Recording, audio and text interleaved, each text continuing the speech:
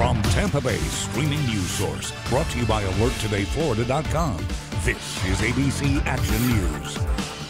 Hello everyone, I'm Serena Fazan. Jason has Florida's most accurate forecast in just a moment. But first, here are your ABC Action News Now headlines. The family of the Good Samaritan killed trying to help another driver share their heartbreak. FHP troopers say Dimitri Andoni stopped to help a driver who lost control on I-275 in Pinellas County. When Andoni walked back to his car, authorities say a truck hit and killed him. That driver then is accused of stealing Andoni's car and taking off. Andoni's family tells us he was close to graduating with a bachelor's degree in accounting from USF St. Petersburg and worked at Wells Fargo. Troopers did track down the alleged driver and arrested him. Dana Bird remains in jail on a $105,000 bond. A man deputies called suicidal now in custody after a 7-hour standoff. The man was in a truck after midnight in the parking lot of a business on County Road 486 in Citrus County.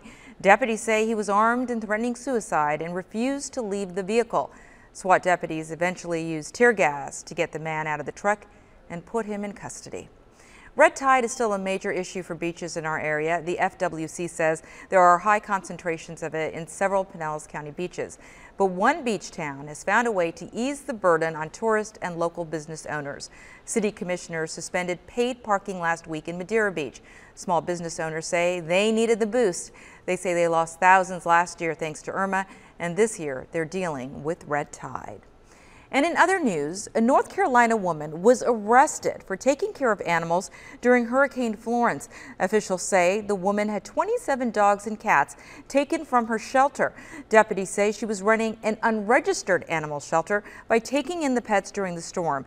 She now faces charges tied to giving the animals medicine during the rough weather. But she has many residents on her side. Supporters started a petition in hopes of getting the charges dropped.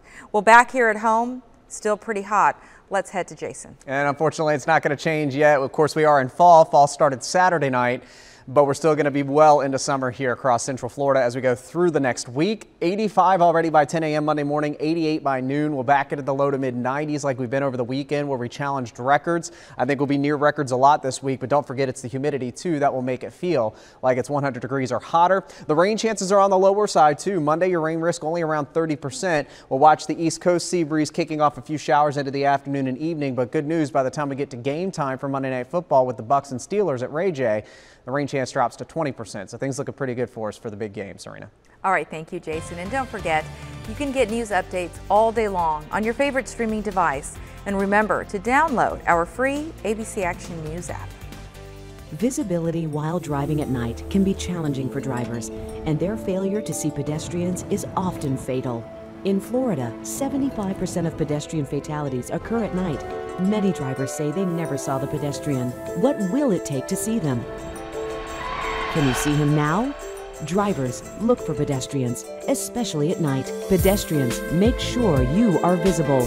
Alert tonight, alive tomorrow, because safety doesn't happen by accident.